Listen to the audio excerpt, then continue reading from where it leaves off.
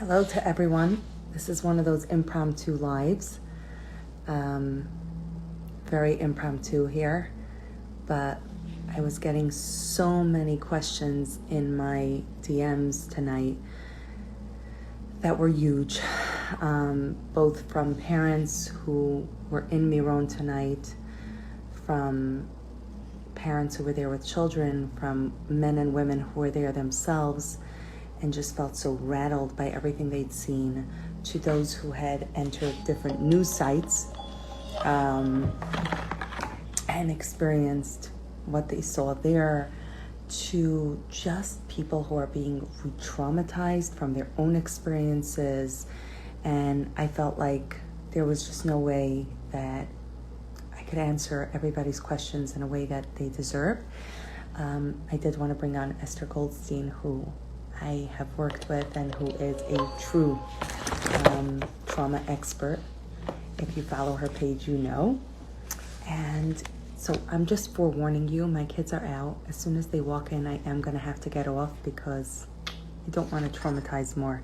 So I'm going to invite Esther in. I saw your request. I just accepted it. We're going to go through a few things. Hi. Okay. Hi. So first of all, thank you for hopping on this live with me. I felt like my DMs were blowing up out of control in a way that was completely expected. I mean, this was a disaster of epic proportions. And yes, Mitzvah, we hope to save this live.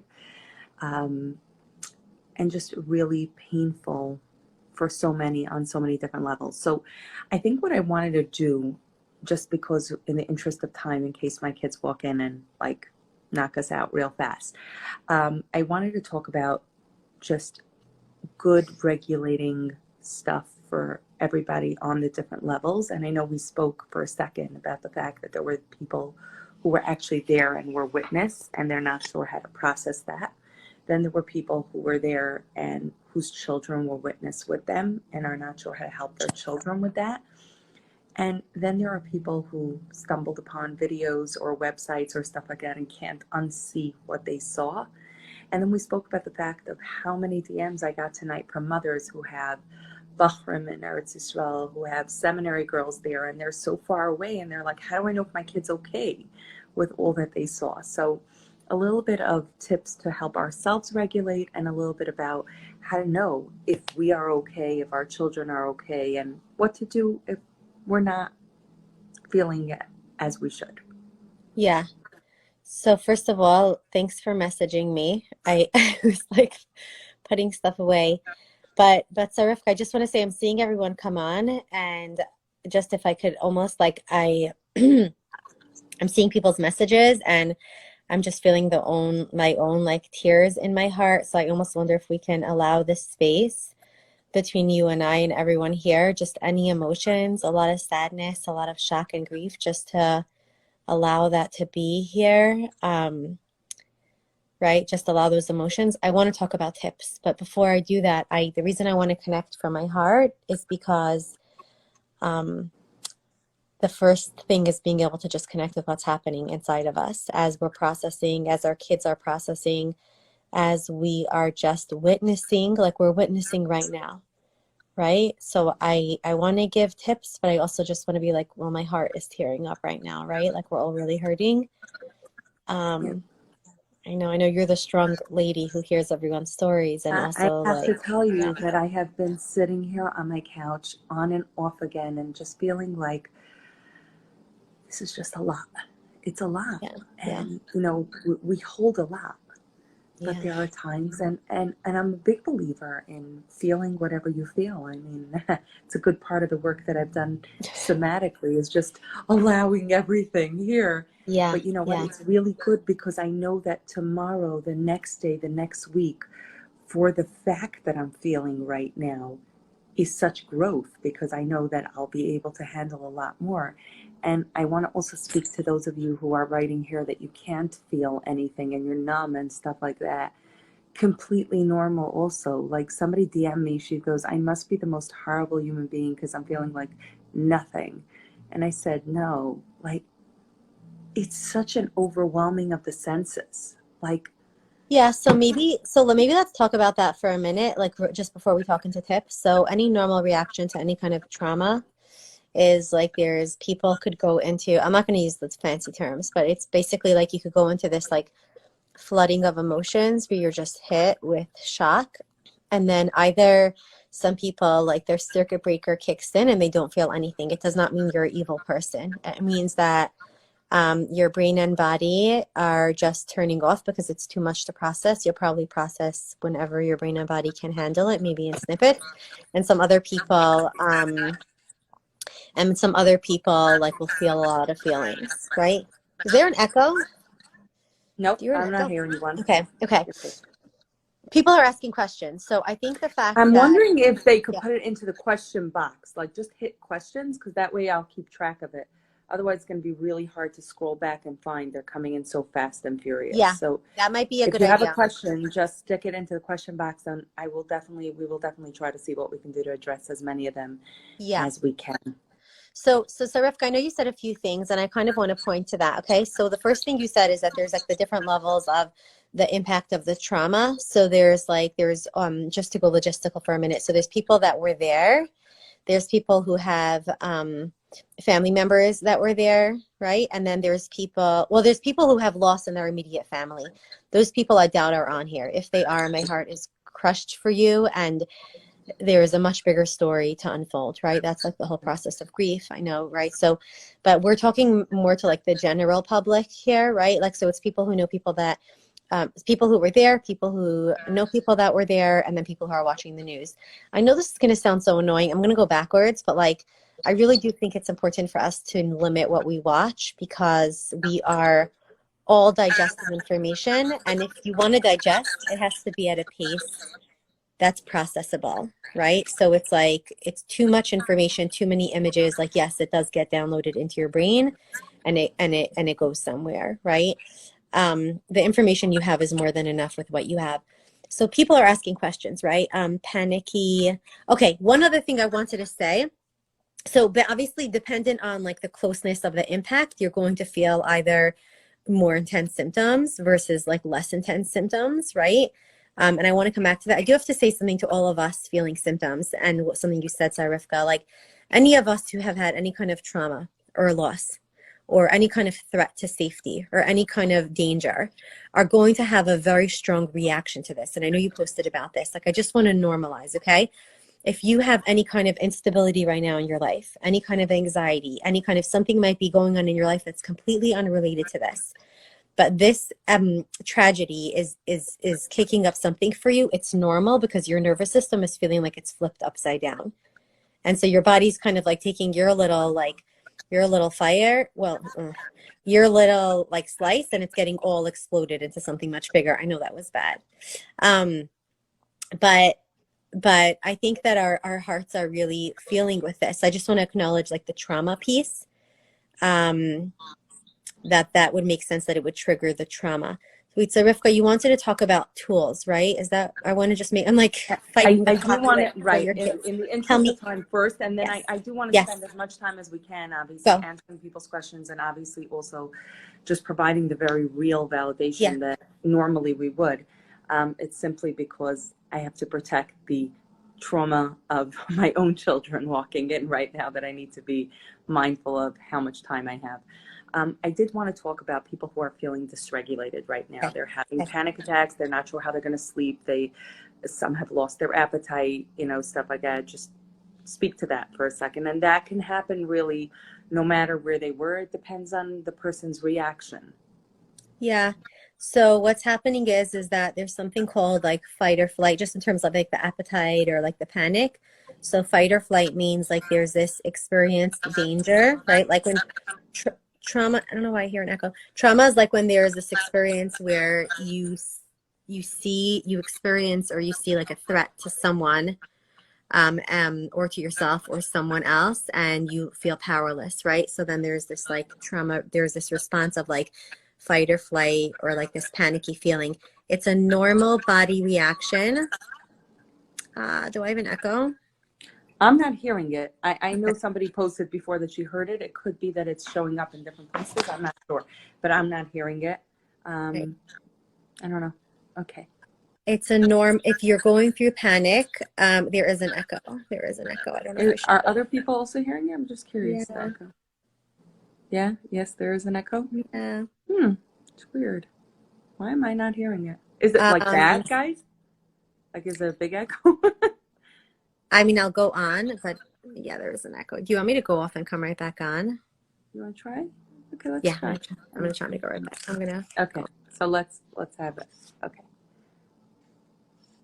Okay. So while Esther comes back, I just want to say that usually my style would be to really just spend a lot of time first feeling and, validating and stuff. Again, I feel bad that I just am worried about the timing here. So I'm just being mindful of that. Okay. So Okay. let's see now. I, I'm still not hearing the echo, but I didn't hear it to begin with. Somebody else mentioned that maybe it's touching a surface and that's what's getting it. Could be. let's How see. is it now, guys?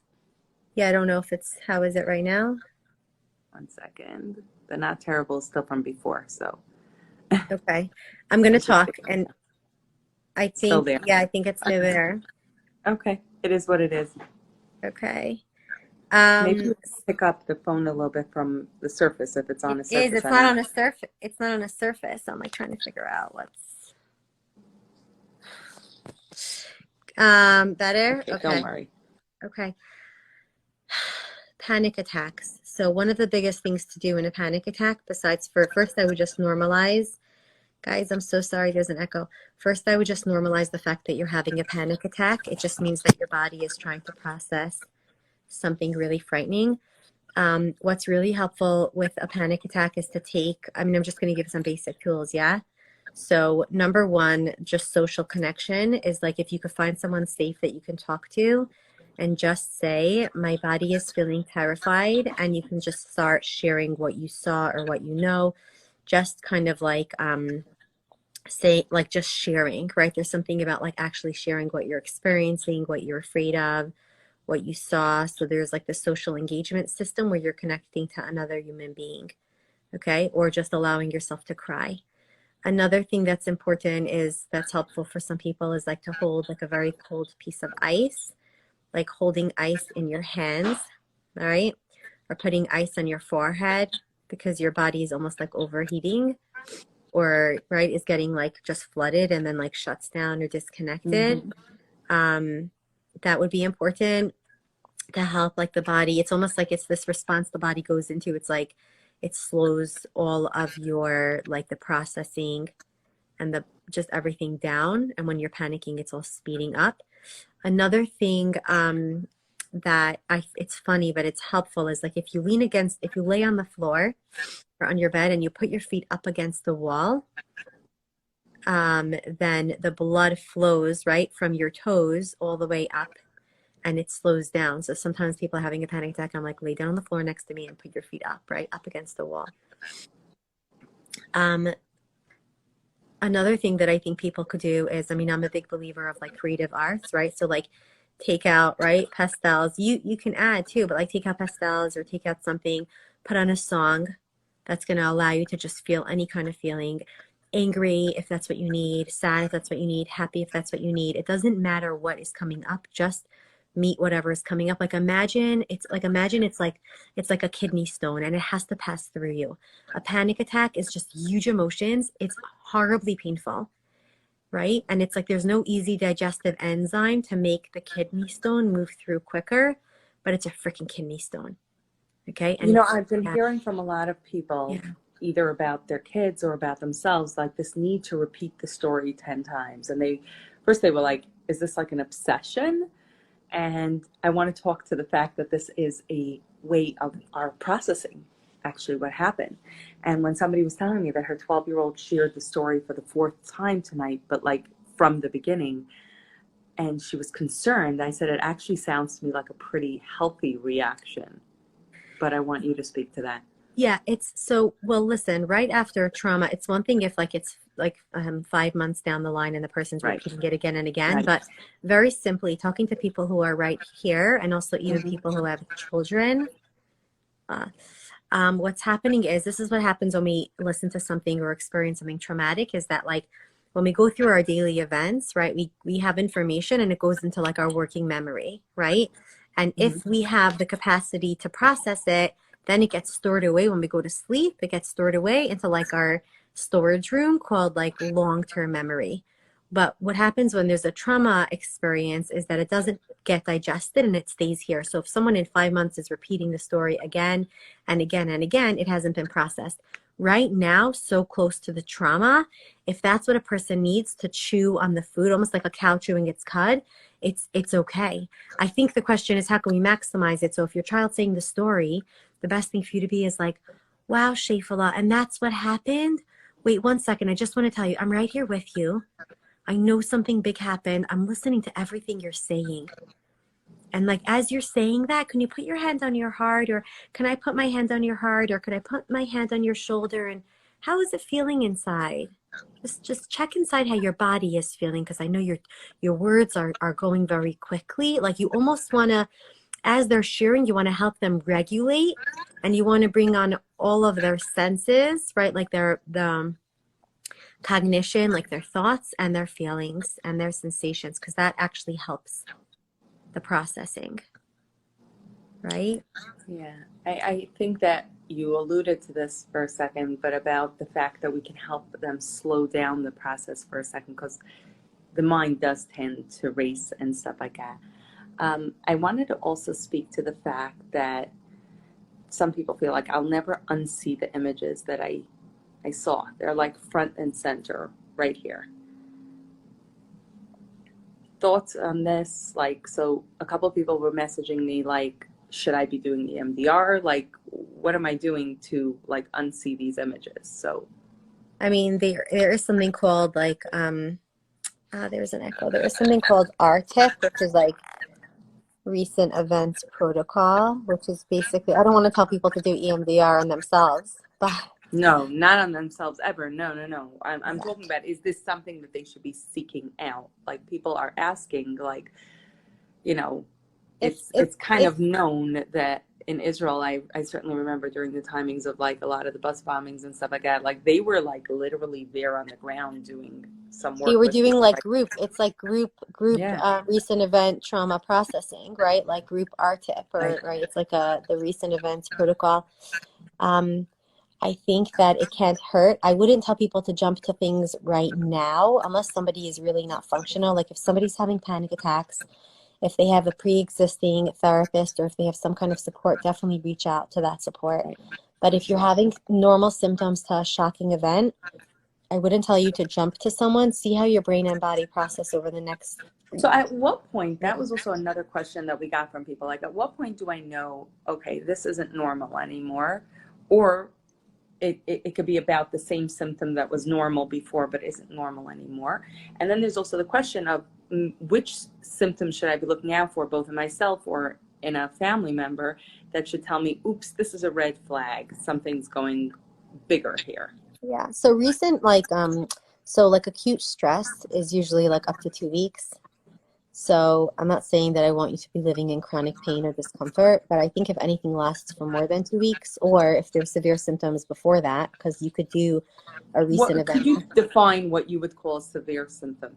Okay, so first of all, just to look out for, yeah? So anyone who looks like their eyes are glazed over, that's basically dissociation, like they're not present in their body. They feel like they can't feel their body, or they feel like they're out of touch with the room around them. Someone who just can't stop crying or shaking, someone who's feeling just constant fear, like bad things are going to happen, someone who's now feeling fearful that like, right, anything could fall apart, somebody who keeps thinking about like death, right, incessantly. So it's not just like waves. I would expect waves. I would expect waves of panic. Your kids are probably going to be a lot more irritated or sensitive or clingy or moody, depending on the age. You're going to feel that way. Let's just talk about ourselves for a minute, right? And anyone who has had any trauma, like past fear or past anxiety or past worry, is probably going to get kicked up. I would expect it, right? But so the symptoms to look out for are like not being able to sleep, having like accidents in bed, aggression that's like intense that isn't subsiding in the next like couple of days, couple of weeks, or like a lingering like panic or worry or dread or like deep sadness. Okay, I'm looking now at a couple of the questions. Okay. So, okay, yeah, I think we actually covered a lot of them, and some of them are very personally detailed to your situation. You can DM me. I'll try to see if I can help you. Yeah, somebody asked, like, am I doing something wrong that I'm not feeling anything and I don't see pictures I didn't want to see? No, you're not. I mean, I think that was what we said in the beginning, is that you flipped your phone. I'm trying to be That's pretty. helpful. Somebody, it's not helping. I'm gonna. Don't worry about it. It is what it is. Don't worry. I think most of us can still hear you fairly decently, so don't worry about it. Nothing is wrong if I you're think, not. right. I think we had said pretty much any reaction was normal. I'm just scrolling up here and saying, like, I won't be able to sleep tonight. Any tips on falling asleep? First of all, if your body can't sleep, oh, my echo is so bad. You're hearing it worse. I don't know. I'm not, like I said, I'm still not hearing even a drop of it, but. No, you can hear it at the recording. Oh, really? If you can't fall asleep, don't force your brain. I would almost like, so from a basic parts perspective, I'm like, on our website, actually, we have like a free download, which is like parts work. If people want to download the paper tonight, where you basically just like print out a paper and you basically get in touch with a part. So I know this is going to sound funny, but like the concept is that you are a person, and it makes sense that when there's a trauma, there's a part of you that holds very big emotions. Okay. So you're still like a stable mom, you're still like a steady parent, even if you've been through stuff, and you're having a part that's very agitated and activated. Okay. So what I would do is, if you can't fall asleep, I would almost have a conversation with that part. It's almost like imagining another, like you're sitting next to someone, right? Or you could draw it out and be like, hey, you're not letting me sleep, are you? Are you worried about something? Are you really disturbed? I might even like have a conversation. Like I would almost write down like, hey, I can't fall asleep. And then see like, I wonder what this is about. Literally like write it out. You want to help the body process it. You could draw pictures of what you saw or just scribble, right? Like I know for myself, like if I saw upsetting things, I might draw something, or I might not. I might just choose like a very intense color and just scribble, right? And like allow myself to tear up, or allow myself to just feel the pain, or, so just, I would allow almost the body, like if you won't be able to sleep tonight, okay, like I'm hoping that you can, but if you can almost meet the part of you, almost respond to that. Yeah, it's connected to IFS. I would almost like it, like the same way if you had a kid who's like, mommy, I'm having a nightmare. It's like, oh, honey, come here. Right? We don't just say, it's fine. Go to sleep. Everything's fine. Right? So almost if there is a way to borrow our compassion that you and I, Sarah Rivkah, are hopping on here, saying that although our hearts are hurting, we are offering, like, if almost everyone on here could imagine that we're offering like imagine the room around you has like two warm, loving arms, sending a whole lot of warmth and care to the ache in your heart, right? And you can almost say that to your child, like, I want you to imagine, and you could use your own version if you want to use Malachim and say, like, imagine Hashem's angels, or imagine Bobby, or imagine me putting my two arms around you. Really feel it, right? As you're hurting. That's beautiful. That's so beautiful. Yeah. Is it okay for my children to see me crying? Obviously, I explained it to them, or should I stop myself in front of them? That's such a fundamental question. I get that all the time. I know. I want to tell you my filtered version really is, because I think we walk a tightrope. I've certainly seen parents who have fallen apart in situations, and that has been the trauma for the child. Not so much what happened, but their parents' reaction to it. I've seen, on the other hand, parents who have put up a very stoic front to the point where children believe that that was the ideal, and I can never have any emotions because that's not healthy. And so there's this universal gorgeous middle of the road that we all love to hit of I'll cry just that perfect amount, and I'll just show that perfect emotion. And I'm just here to say, first of all, that there is no perfect way to do it. There We just isn't. You're not going to get it perfect. we're not going to get there. You can have this beautiful visual of like Right. that perfect I emotion. think, though, we can give a basic idea. And one of the things that I do feel, particularly with young kids, and I want to say even teenagers also, they do need their parents to be a container for their emotions. And there is this piece of having emotions and yet having the space where you're still in a, I kind of want to use the word position of strength, where this child knows you're the wall. Like they can fall on you and you're not going anywhere. So like, I don't know. I teared up tonight in front of my kids, not even a question. And that's a big step for me. Would I say like a parent should be curled up in a ball, fetal position in front of their children and really, kind of that way? I mean, obviously if a parent can't help themselves and they're in a state and whatever it is, no guilt there. But I think that there's a fine line for us to walk. And now I'll stop talking. You can talk. Yeah, no, I agree with you 100%. I think that like I want to answer this question with respect to everyone asking, because the people who are asking are clearly saying, I really want to find that balance. So, look, I think if like we're very dysregulated, if you can get a babysitter, if you can get a neighbor and like go to your room and cry or punch a pillow, or you know what I mean? Like I'm talking ideal, right? And many times we don't have that ideal situation. If you're tearing up and your kid says, Mommy, are you sad? Right? So I think containing doesn't mean that we're not having emotions. Ideally, right? Like a conversation like tonight is adult. Like I respect every single person on here because it's a way that you're wanting to be resourceful and tapping into wisdom, right? Or like the 2 a.m. times where we like Google online of help, what do I do when my kid is blah, blah, blah, right? Or reaching out to someone, right? Or sending like a very fiery email to someone who you're like, I really need it, consultation on this. But I think if we tear up a little bit or even a lot and the kid says, hey, Mom, or if they notice you and it's like saying, I just want to tell you something really sad happened and my body and my heart are feeling it. And I'm here for you, because we could have big feelings and we could be there for each other. And I am here for you. Right. And whoever else in the family, me and Tati, me and right. Like I'm here for you. I love you. Right? Or like, you don't, obviously depends. Teenagers could be like, right? But the message is basically like, I don't need your love. I think the message is really, the message is acknowledging, like I know with kids, sometimes they'll be like, Mommy looks sad or grumpy. And I think there's something like saying, like, if the kids pick up on it or they ask, like, yeah, today I'm having a little bit of a harder day, but I love you. And it's going to pass. And I'm doing everything I can to help myself, right? Like you see, I'm making myself a tea, whatever, use silly examples. Yeah. Yeah, I was going to say, I warned all my kids that if they're not home by 11, they have to call me.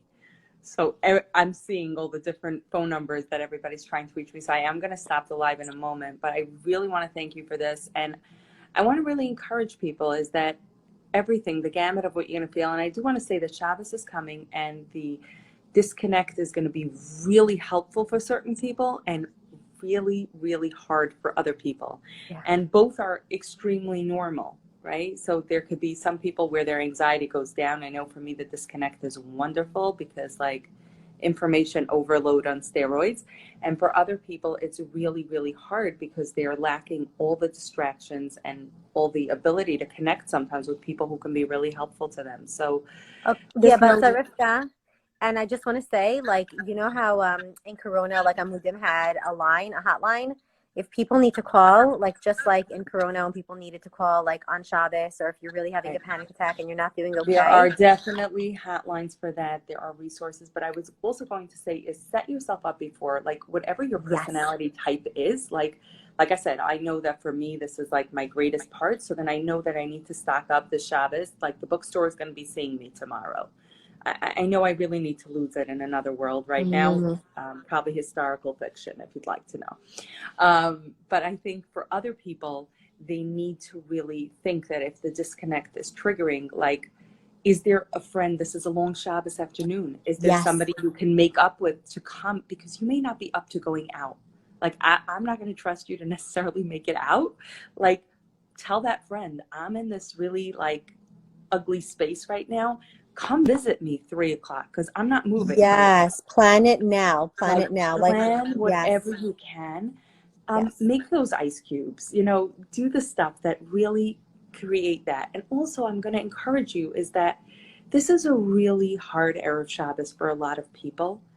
And there are bakeries, there is takeout.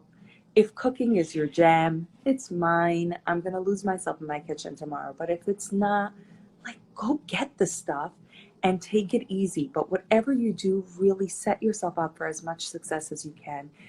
And also, there is something to know about the fact that I think as a nation, we are grieving together. Mm. And as horrible as it is, it's not your isolated grief. Like, whatever you're feeling, I guarantee you, there are tens of thousands of people around the world who are probably feeling exactly like you, whether it's numb, whether it's avoidant, whether it's anxious, whether it's completely, you know, emotional, whatever it is. I think for many of us, when we're going to light candles tomorrow night, there's going to be a lot of floodgates. And for many of us, when we're going to light candles, it's going to be like, okay, I'm not doing anything right now, and I don't want to feel anything. And both are normal. Both are normal and okay. So I want to just encourage you that whatever toolbox it is that works for you, fill it up and use it. I don't know if you want to close with anything, but I do feel like it resonated with me, those two arms there. Just know the amount of messages tonight, I didn't think I could get to each one in the way that I should, which is why we did this live. And certainly feel free to share this live with any friends who you think can benefit or any followers and stuff like that. And really, really, really, so many of you have been through so much pain, and this is bringing this up all over again. And it's normal.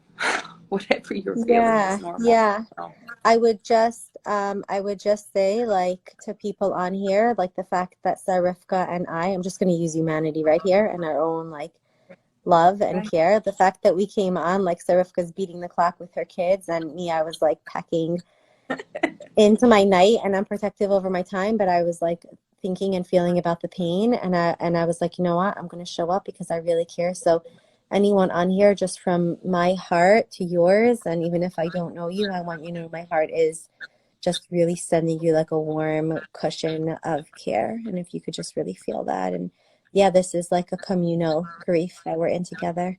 But yeah, kind of imagining those warm arms just holding that around you, and all those points, Sarifka, that you made about planning and everything like that is so important. Wow. Well, Someone thank you walked so much. And the first one's Good in. night. I just said good night. We did it. Okay, take care. Have a wonderful night, everyone. Take care. Bye. Thanks, Good night. Esther. Take care. Yes. Bye-bye.